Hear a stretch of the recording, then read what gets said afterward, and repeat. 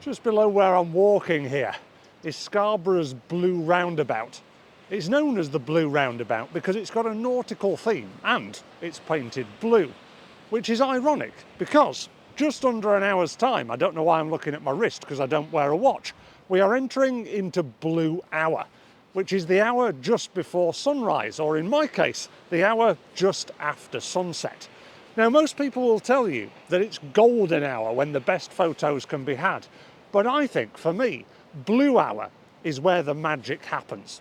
So join me as I go for a wander around Scarborough at this majestic time of day and share with you my top tips for blue hour photography.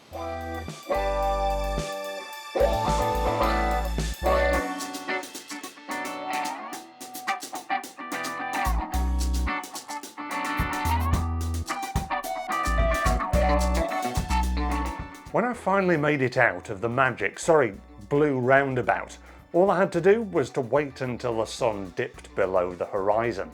Which leads me onto my first blue hour photography tip, and it's to stake out some locations whilst it's still light. You'll find that blue hour goes really quickly, especially when you're dealing with longer exposures. So having some locations to visit in mind before you set up your camera equipment goes a long way. Eventually the sun did set, and I was on my way to my first location, some amusement arcades on the promenade. And it's here where my second tip comes in handy, and it is to always use the stability of a tripod.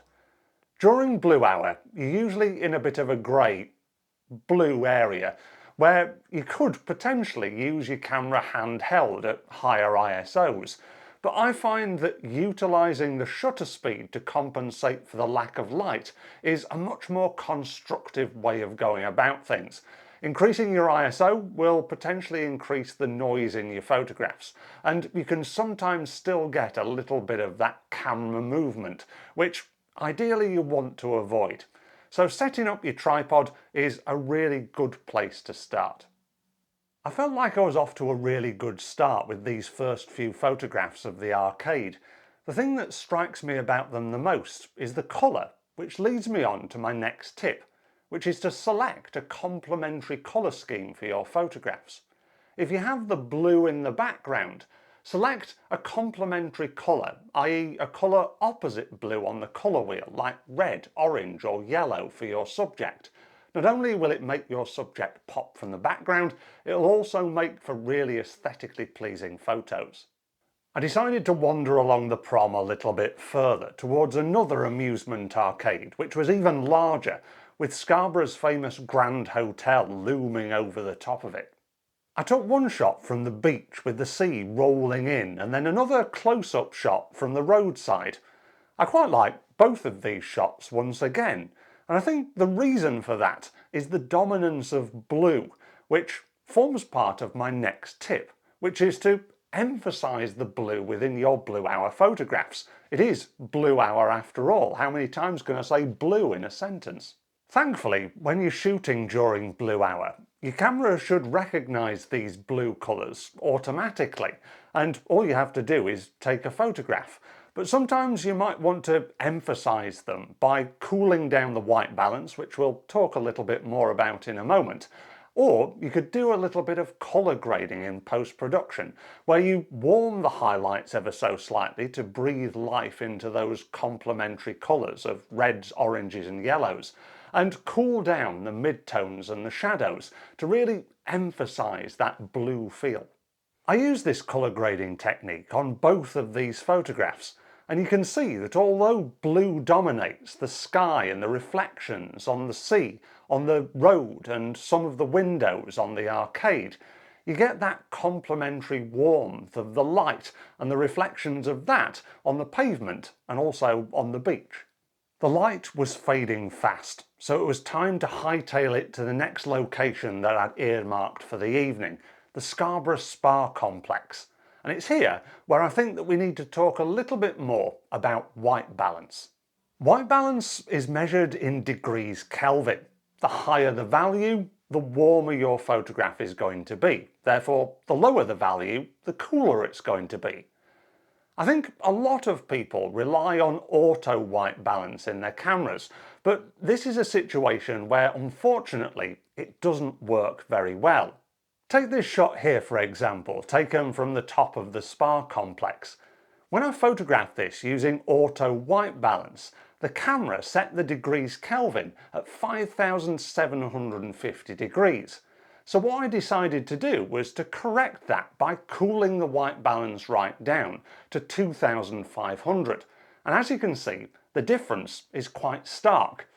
In the original photograph it just looks a little bit muddy and yellow, whereas the second one looks far more natural and the whites look white.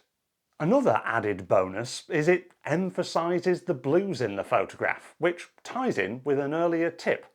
So next time you're out during blue hour, or any time for that matter, don't underestimate your white balance.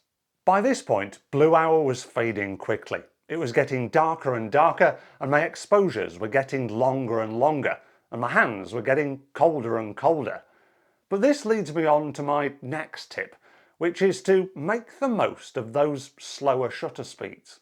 As I was walking along the sea wall with the waves crashing against it, I looked down to see this slipway with some railings running alongside it and the waves crashing onto the sets, creating these lovely patterns.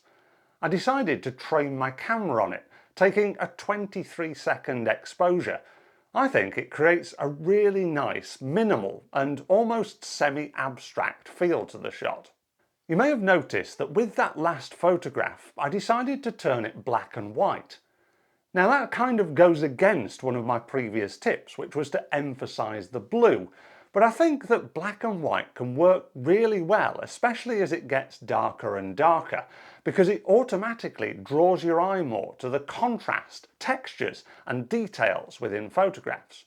Take this comparison as an example.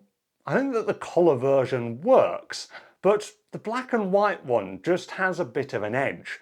I think it draws your eye more to the blocky contrast rather than the details of the Christmas tree that you can see through the window or what looks like the entrance to the toilets in the background. I also think the black and white one has a bit more historical context, which for me works in this scenario. By this point, blue hour was definitely over. It was getting really quite dark and I was absolutely ravenous for my chippy tea. But I've still got one last little bonus tip for you, which is, even when blue hour is over, it's really dark and you're ready for your chippy tea, try keep shooting for a little longer. Darkness shouldn't be a barrier for taking photos. There's always some ambient light around that we can work with. I always say that nighttime is the right time for photography because it just shows an alternative perspective on scenes that may have been photographed before. Take this photograph of this beach hut as an example.